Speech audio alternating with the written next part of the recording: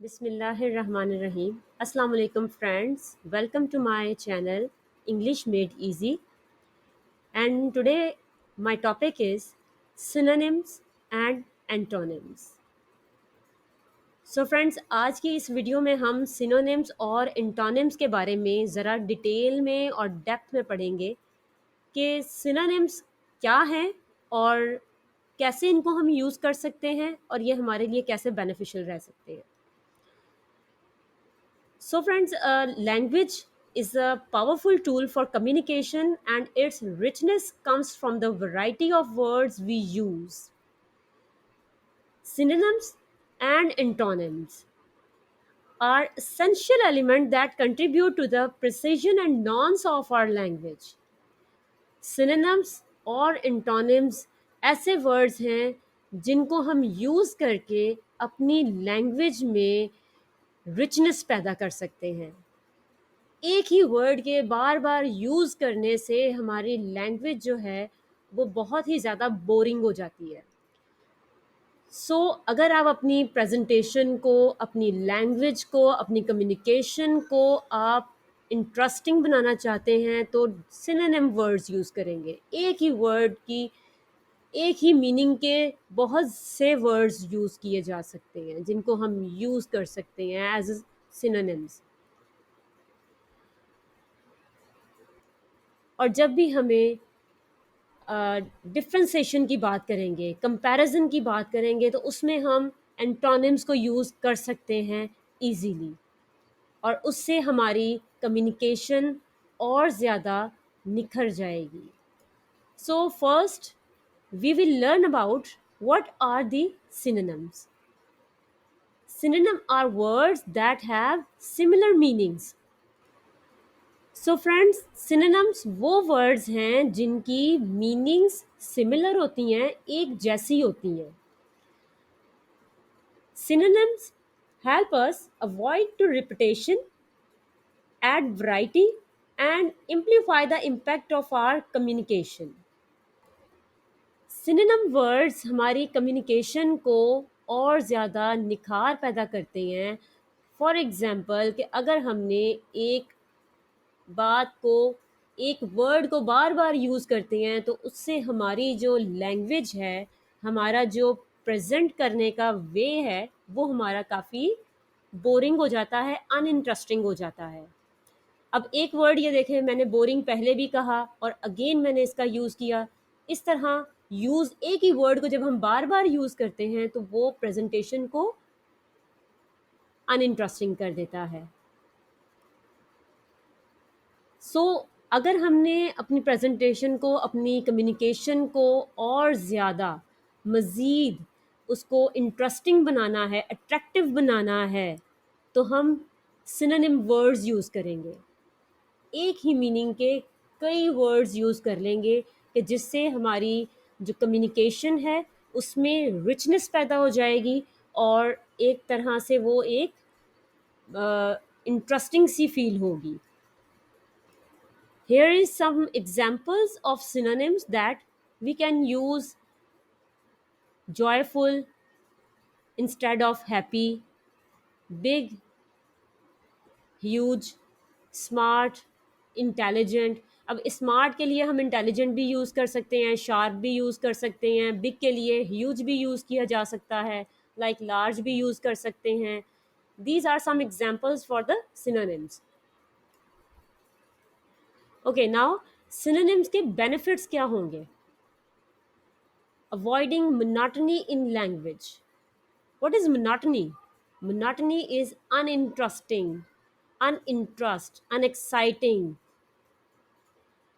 आपकी लैंग्वेज जो है उसको अनइंटरेस्टिंग करने से बचाता है. सिनोनिम्स ऐसे वर्ड्स हैं. Tailoring language to specific context. एक ही नुक्ता नज़र को डिफरेंट वेज के साथ वो सामने करता है. Expressing shades of meanings. Meaning के डिफरेंट शेड्स एक्सप्रेस हो सकते हैं सिनोनिम से. नाउ सिनोनिम से हमारे राइटिंग बेनिफिट्स क्या हो सकते हैं? राइटिंग बेनिफिट्स क्या आते हैं? एलिवेटिंग डिस्क्रिप्टिव राइटिंग, हमारी राइटिंग जो है वो और ज़्यादा अट्रैक्टिव हो जाती है. क्रिएटिंग वाइविड इमेजरी मीन्स के उसकी क्लियर एक पिक्चर सामने नज़र आती है. जो आपने राइटिंग लिखी है या आपने कोई भी प्रेजेंटेशन प्रिपेयर की है तो उसकी इमेज क्लियर नज़र आती है.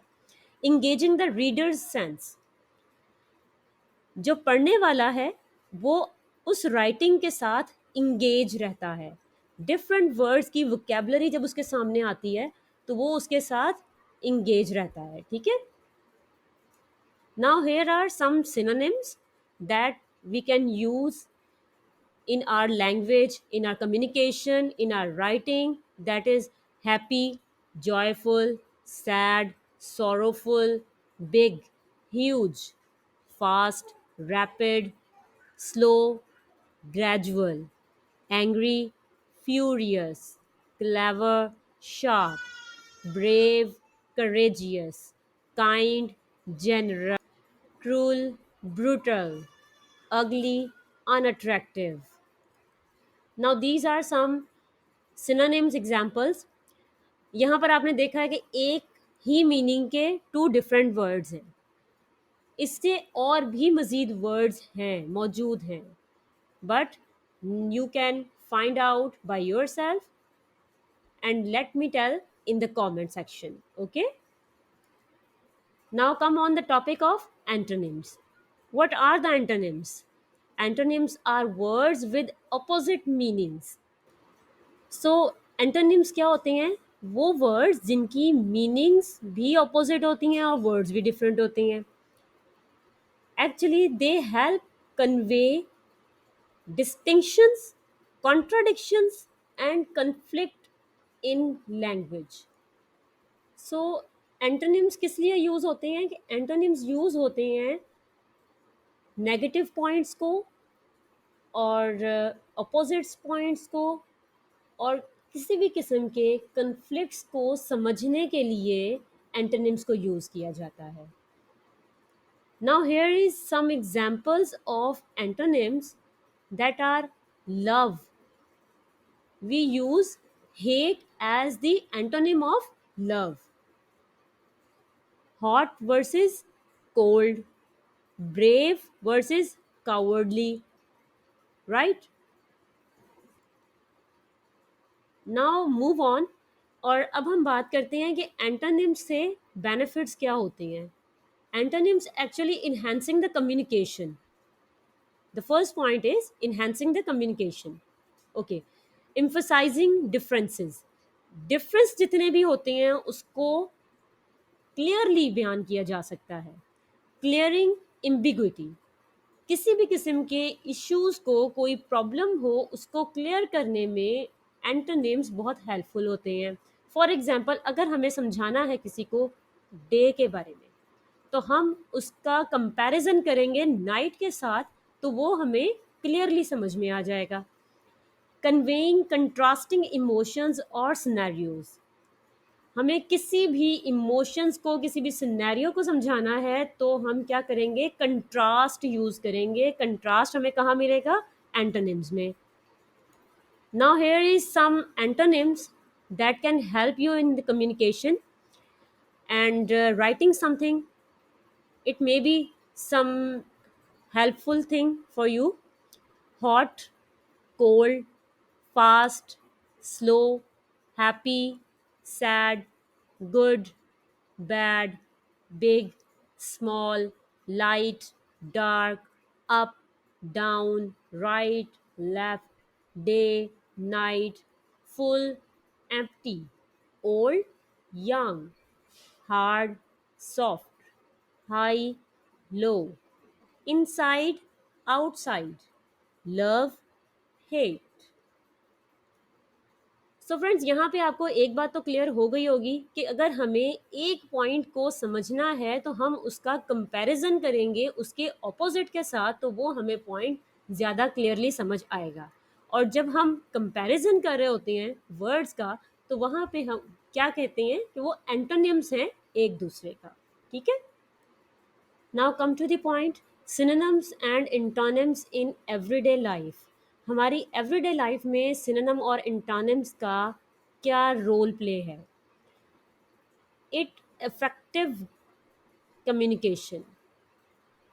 फर्स्ट ऑफ ऑल हमारी कम्युनिकेशन को इफेक्टिव बना देती है और इसको अट्रैक्टिव बनाती है, कि जिससे हमारी कम्युनिकेशन जो है वो ज़्यादा अच्छी लगती है, खूबसूरत लग रही होती है और इंटरेस्टिंग फील होती है, कि सामने वाला जो सुनने वाला है वो उसको बड़े ध्यान के साथ, बड़े तवज्जो के साथ सुनता है। क्रिटिकल थिंकिंग, किसी भी चीज़ की क्रिटिकल थिंकिंग को सामने लाती है, उसके नेगेटिव और पॉजिटिव पॉइंट्स को सामने लेके आती है। लैंग्वेज डाइवर्सिटी मीन्स अपनी जो लैंग्वेज है इसको उभार कर सामने लाती है, वोकैबलरी आपकी बढ़ाती है, इससे आप चीज़ों को मज़ीद मज़ीद एक्सप्लोर करते हैं। Now here conclusion of my presentation is synonyms and antonyms enrich our language and communication. They offer a palette of words to paint vivid pictures and convey complex ideas. Embracing synonyms and antonyms enhances our linguistic powers and broadens our intellectual horizons. So now we can say that synonyms and antonyms play an important role in our language, in our communication. So, guys, if you learned something from my presentation, my video, then please like, share and subscribe my channel और एक comment तो ज़रूर कीजिएगा. Thank you.